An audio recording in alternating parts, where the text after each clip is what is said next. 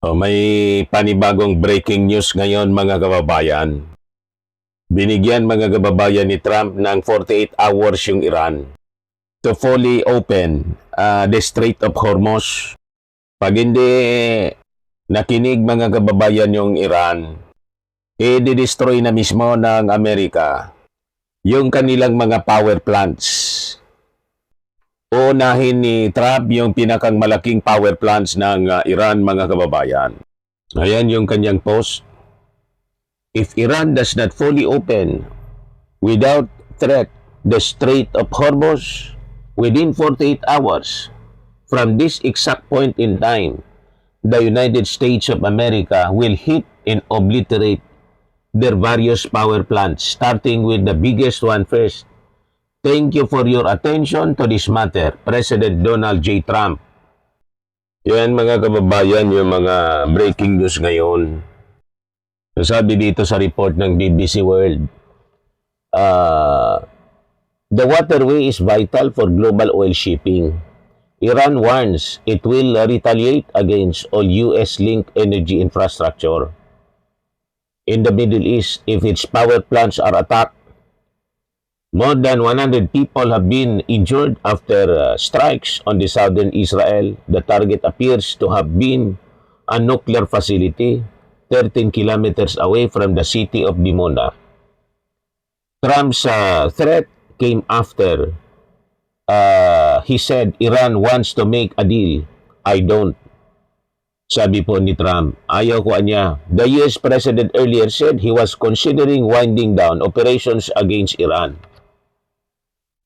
So, madaling sabi mga kababayan, tuloy pa rin ang gera. Kaya yung ating Pangulong Bongbong Marcos may panibagong announcement din. So, ito po mga kababayan yung latest na announcement ng ating Pangulo sa kanyang vlog. Magandang araw po sa inyong lahat. Maliwanag naman na itong gera sa gitnang silangan ay talagang malaking naging epekto sa buong mundo at dito rin sa Pilipinas. Siyempre, hindi natin maaaring hayaan na pasanin itong mga mas nakakaraming commuter. Umaga, nakita ko yung mga headline. Ang pinag-uusapan ay yung naaprubahan na fare hike. Siguro hindi ito ang panahon para magtaas ng pamasahe para sa ating mga kababayan. So sabi ng ating Pangulo, similar anya to his campaign in 2025, nananawagan na niya ako sa inyo na magkaisa tayo sa gitna nitong global crisis. Ngayon na niya yung panahon para tayo magtulungan. Ngayon natin dapat maipakita sa buong mundo ang katangian ng bayanihan na nasa puso ng bawat Pilipino. Bawat isa sa atin, sabi ng ating Pangulo, ay may magagawa namang paraan para makatulong. Sa parte ng ating gobyerno, ang mga ginagawa mga kababayan, sabi ng ating Pangulo, may free rides tayo at discount sa pamasahe. Patikas assistance, mga ayuda para sa ating mga transport workers na ginagawa na po. Ito yung parte ng mga short-term measures na ini-implement ng kanyang administration. Siguro hindi ito ang panahon para magtaas ng pamasahe para sa ating mga kababayan. Kaya tinutos ko sa DOTR na suspindihin muna ang fare hike. Ang mga lampas, libreng sakay program natin, nationwide at operational pa rin sa Metro Manila, sa Metro Cebu at sa Metro Davao. Sa LRT2 at MRT3 naman, ay may 50% na diskwento simula 50%. Yung blue beep cards na may 50% discount. Habang ang white beep card ay patuloy ang 50% discount para sa mga PWD, senior at estudyante. Ang pag-release naman ng mga iba pang mga pondo para sa mga cash relief at subsidies ay patuloy sa iba't ibang mga ahensya. Fuel subsidies sa DOTR ay nai-release na. Halos 100,000 na tricycle driver ang nabigyan ng Marso ng Abete. Pati na rin ang nationwide rollout para sa ibang transportation sector workers na magsisimula sa April 6. Naintindihan natin ang sigaw ng mga nagpoprotesta na kababayan nating nasa sektor na ito. Pero gusto kong ulitin sa inyo, hindi kayo maiiwanan, hindi kayo pababayaan ng pamahalaan. Ini-inspeksyon ng ating Pangulo. Minomonitor niya yung presyo. Presyo ng mga ibang bilihin. Nung isang araw naman ay sumugod din tayo sa palengke para makita ang presyo ng mga pangunahing bilihin o prime commodities. Sa awa naman ng Diyos, stable pa at walang naman masyadong pag-abuso. Walang nagbebenta ng higit sa suggested retail price. Patuloy tayo makikipag-ugnayan sa ating mga manufacturer ng mga basic commodities Kinakausap niya sa panahon na ito. yung mga companies. Yan o, binisita niya yung pabrika para matingnan. Sa bigas naman, ongoing pa rin ang 20 peso rice sa 177 na LGU at pararamihin pa natin yan. Napapag-usapan din ang paglalagay ng price cap muna sa bigas. Apagan po natin ito. So sa bigas, wala tayong problema, sapat ang supply at nakokontrol pa natin ang presyo. Fuel subsidies din ang nag-aabang para sa mga magsasaka at mangingisda. Ongoing na talaga yung mga programang yan. Pero nagpatagdag pa tayo ng 50 million sa mga regional field offices. Ang presyo naman ng fertilizer, ibang usapan po yan dahil petroleum product yan. Nakikipag-usap na tayo sa iba't ibang fertilizer producing countries. Okay pa tayo sa April, pero pinaghahandaan na natin ang May to June ng kuryente. Sa kuryente naman po. Power generation company upang madagdagan pa ang kapasidad ng ating mga grid sa susunod na 60 days. 23 power project na may kapasidad ng 900 megawatts ang inaasahang mag-o-online para makatulong sa supply. Ongoing din ang koordinasyon sa paggamit ng malampaya natural gas na full capacity para madagdagan naman ang supply natin sa kuryente. Tungkol naman sa supply ng langis, nakikipag-usap na po tayo sa mga bansa na ating mga trade partner gaya ng India. Ngunit sinasama na natin lahat ng mga iba at inalapitan ang China, Japan, Thailand, Brunei, South Korea patungkol sa mga posibleng supply arrangement. Maganda naman ang naging usapan natin. Buti na lang at talagang kinakaibigan. So, kahit po yung China nagtitake advantage sa atin, may problema tayo sa West Philippine Sea, pagdating sa negosyo, mga kababayan, ibang usapan. Hindi na damay sa tensyon sa West Philippine Sea yung negosyo. O ngayon, depende sa kanila kung gusto nila mag-supply sa atin. Kung ayaw nila, may ibang mga bansa na pwedeng mag-supply sa atin. Canada, Brunei, ganon. India. Pero I think, yung mga Chinese naman po, mga negosyante sila dito. At pagbibilhan nila tayo kung gusto nila. Kasi siyempre, may pangangailangan din sila, mga kababayan. So makikita ninyo, hindi dinadamay sa tensyon ang mga business relationships natin sa China. Kasi binibigyan natin itong emphasis. Ginagamit kasi itong mga kababayan na propaganda ng mga DDS influencer. O kita mo na niya, aawayin natin yung China pagkatapos makikiusap tayo para supplyan ng petroleum. Pasalamat sila, gusto nating bumili sa kanila. Di ba? Pag bumili ka, hindi man yan libre. Pag bumili ka, di magkikinabang sila, di ba? Ganon lang yun po. Alangan man di tayo papalag, mga kababayan. Gusto nilang kamkamin yung West Philippine Sea. Nandyan yung ating malampaya. O di langit sila. Di ba? So napaka-importante, mga kababayan, na proteksyon na natin yung ating West Philippine Sea. Lalo't may mga problema tayo sa Middle East tulad nito na ang akala natin mag-winding down na yung gira. Nagbanta uli, mga kababayan, si Trump. Kasi sinasabotay ng Iran yung flow ng petroleum sa Strait of Hormuz sa kanilang objective na kastiguhin yung mga bansa, idamay yung mga bansa sa buong mundo dahil sa aksyon na to ng Amerika at Israel laban sa kanila. Sila ay handang tumulong sa atin. At hindi po natin kinakalimutan ang mga ating kababayan na nandun sa mga alanganing lugar sa Middle East. Tuloy-tuloy naman ang pagdating ng ating mga kababayan mula sa gitnang silangan. Mahigit 1,400 overseas Filipino workers, Ang dami na po. 34 dependents na ang 1,000, mahigit 1,400. Siguradong kasama dyan, mga DDS, OFWs. Sabi natin, hanggang ngayon, yung eroplano ni Sarah ang sinasabi, na ang dali-dali, wala pa rin kinukontrata si Sarah na tutulong man lang sa paghakot ng mga OFWs. Para man lang salita.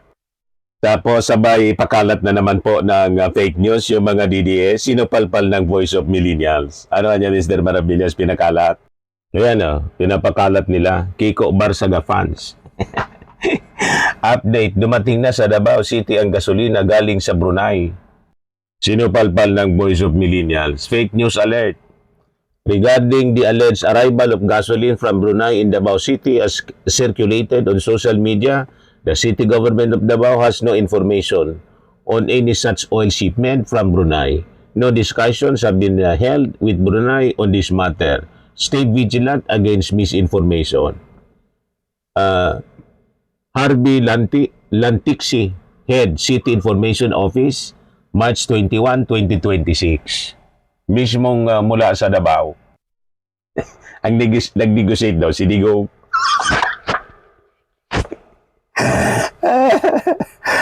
Basta lang sila mga kababayan magkapagpakalat ng fake news para puriin si Digong. Paano yan makapag-deal sa Brunei si Digong? Nakakulong.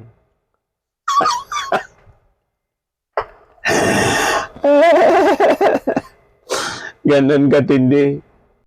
Ganon kadesperado ang mga DDS mga kababayan. Siyempre yung mga hindi nag-check ng mga balitang kumakalat, agad naniniwala. Di ba po? Yan mismo yung City Information Office ng Davao nagsalita. On the reported arrival of gasoline in Davao City from Brunei that was posted on social media, we have no information regarding the alleged oil supply from Brunei arriving in Davao City. The city government has not held any discussions with Brunei on this matter. Thank you. Harvey Lantixi, City Information Office Head.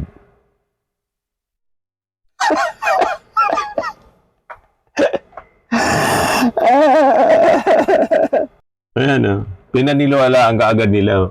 Sabi ni Jubit, tama ang prediction ko. Duterte can find a way to solve the problem. It might not be great one, but the best they can. Strategic leaders always find solution not by mere words but with action. Sabi ni Ren Argile, sana all. Napaka-hardworking ni Bangag. Inuuna talaga ang Davao. Nagsipag-react sila sa fake news. Mismong yung City Information Officer ng Davao nagsabing hindi totoo. O diba, mga kababayan? Sabi ni Charlie Fry, no, a city like Davao, as a local government unit in the Philippines is not independent to directly purchase gasoline from another country.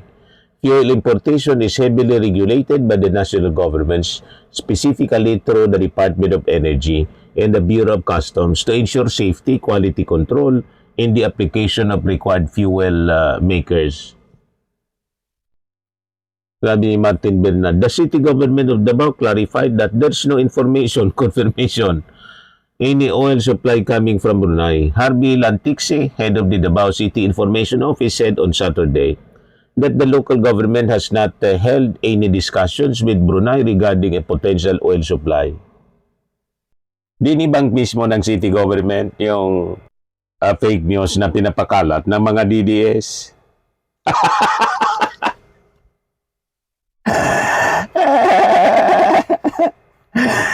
Nakita na ninyo? Ganon sila katindi. Ito yung hindi fake news. Report ng Billionaire News Channel. Based ito sa statement mismo ng ating Pangulong Bongbong Marcos. Sabi dyan, 17 minutes ago. Facing a volatile oil market, President Ferdinand Marcos is casting a wider net for fuel supply while squeezing maximum output for Malampaya, signaling a dual-track strategy to shield the Philippines from Middle East crisis. Kaya dapat po nakikinig lang tayo at kumukuha ng ating mga information sa mga legit na mga sources. Kaya ko po, ang mga sources natin, legit, kung hindi direkta mismo sa PCO, sa Palasyo Malacanang, sa mga concerned agencies, hindi tayo magkakamali. Ganon. Pero kung ang sources ninyo, itong mga DDS, sigurado fake news yan. Pabrika ng fake news mismo, yung mga Duterte. Pag naniwala ka, ibig sabihin yan, willing kang mabudol. Tama po? Ayan yung mga pinakalat nilang fake news. Oh. Davao City nakabili ng gasolina sa Brunei. May picture ni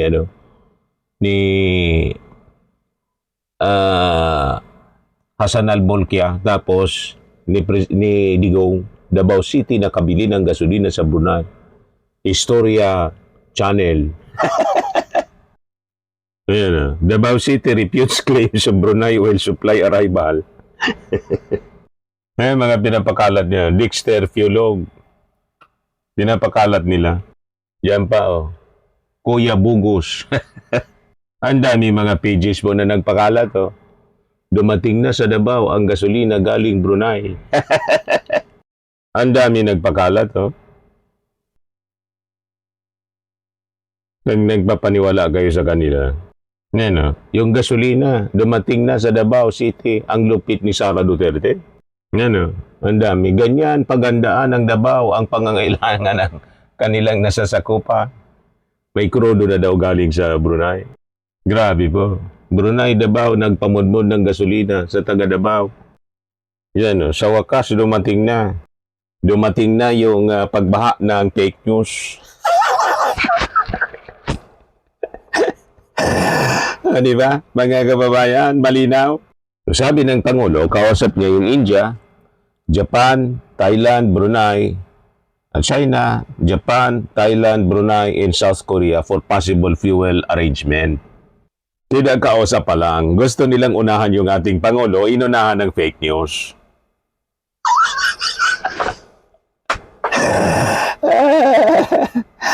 O, di ba, mga kababayan? Ayan man lang po yung ating short video ngayon. Ako po si Dante Maravillas. Bye-bye po. God bless.